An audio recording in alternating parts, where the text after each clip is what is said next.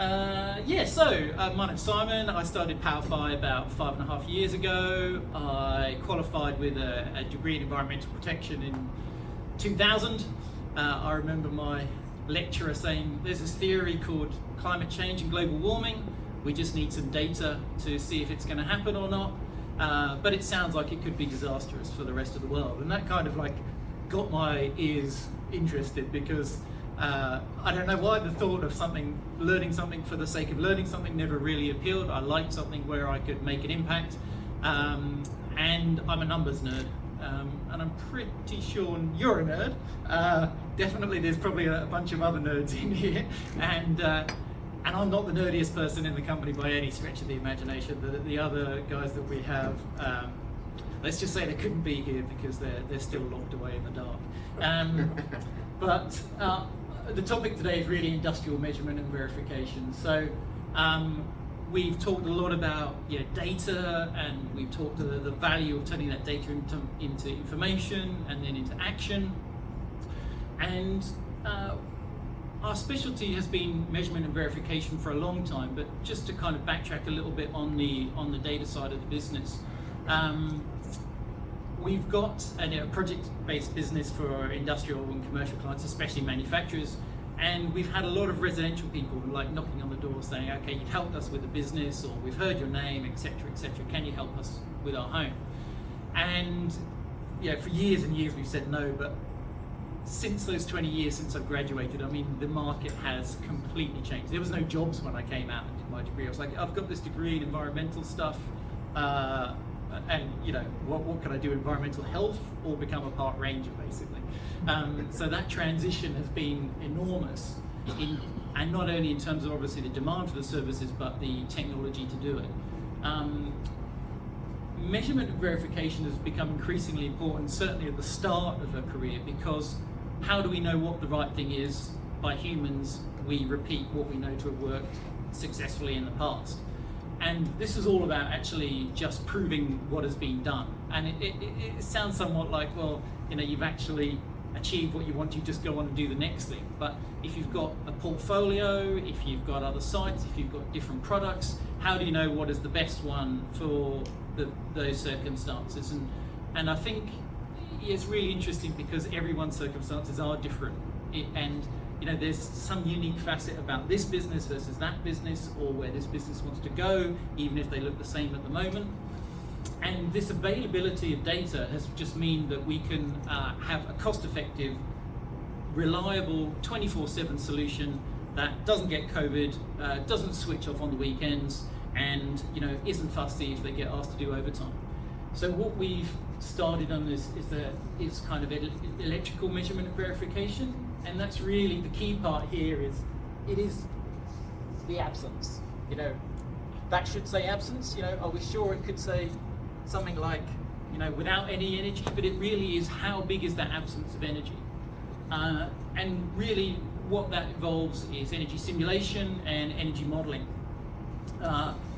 In the real term, so it started out as electricity, but we know the clean energy revolution is covering gas, renewable gas, thermal, batteries, all of those things, water, and this is just an example of some of the devices that we put out there in our enclosures, like thermal, compressed air as well, and obviously electrical. And we turn all of that data into information. And having given reports, energy audit reports, to a number of clients, now we can give them a really cost-effective, highly focused recommendation report or action plan about what are their easiest wins, because we're looking at stuff that has never been considered. And the real world examples are kind of fall into these generally, but I'd say, especially with manufacturing, the abilities are that it gives manufacturers to churn out more of what they want to do, which is more of their widgets, more of their products. We can streamline obviously their electrical use, their energy efficiency, but our focus has been on energy productivity, and that just, again, like something where we've heard win-win-win situations. So they lower their costs, they improve their productivity, they improve their product quality, they improve their reliability, and they can also do the supply chain reporting up to their customers. A real world example from a client of ours, they came to us asking which solar system they should install. Potentially from one of the options was provided just to my left, and it started out with looking at should they cover the whole roof or should they have a system size for their peak. But actually, with a little bit of a walk around, we found out that they were returning their process heating water right next to their chilled water tank, with no separation and no insulation. So their chilled water was just absolutely being hammered by this 80-degree water, literally, surrounding it. Massive opportunity. Of course, what that meant is that they had hotter hot water and colder chilled water. They could get through their batching process, 20% more quickly, and obviously their chiller, was close to throwing up the white flag and actually managed to survive. So they offload a whole lot of capital expenditure around the operations and maintenance. They also can now report up into their supply chain about their emissions. They're a batch manufacturer and they have global clients who need to know this stuff. So again, it's not a case of if they want to, it's whether their clients want them to, and therefore they have to. And the other point around the bottom, the program and policy evaluations, we've heard of the multitude of things that we can be doing to improvise and improve this on our net zero journeys. And is it batteries? Is it a battery in a farm? Is it a battery in a vehicle? Is it air conditioning? Is it demand response? And the big role that this plays is not only on a site level, but on a portfolio level of programs or policy objectives. And it's actually less common than I thought. And to give you some extent, there's certainly a number of providers who do MV in Australia, but we're only one of 3 companies to be approved by the Clean Energy Regulator for their technical energy analysis. So that means that we evaluate the performance of everything, like consumer devices up to chillers and other equipment, and that strikes you when they have confidence that there's only 3 companies in Australia that can do this, and that they want to know this data, and it's actually moved on from there, and that CSIRO approached us to do a similar thing for hot water. So they want to know how hot water is in the field. We've got all of these sensors, not just on the electrical use and gas consumption of hot water, but on the humidity, pressures, flow patterns, all of these kind of things, and that data is really valuable.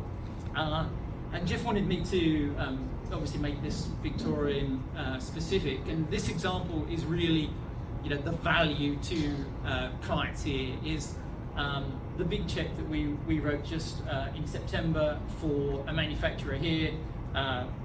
Absolute clarity, this isn't a generalized system, it's a massive solar system. I don't know if the guys would look at these numbers, but unfortunately it's, it isn't them, but I'm sure they can do exactly the same. But for a capital investment with a payback of 18 months, even a manufacturer who's absolutely cash poor jumps at that and goes, well, I cannot afford not to do this. And in fact, so much that they are now transforming the site. They're going to a stage 2, and they're going on to an electrification program. So this is the future of manufacturing in Australia. We've talked about what people should be making, but this is kind of how they will be making it. They will be going off their steam systems when they only have temperature in uses of maybe 100, 120 degrees. They'll go from providing a massive site, filling it with heat or air conditioning, to having small localized generation of heat or coolth where they actually need it, and they'll have the numbers to actually manage that system, and therefore do the demand response, do the smarter manufacturing. So this is just a snapshot. This is actually a German company, and this is what I love actually most about the story, is not actually the massive check or how stoked they were is that we were told by the Germans that we'd got it wrong and we didn't know our numbers and we must have moved a decimal point somewhere.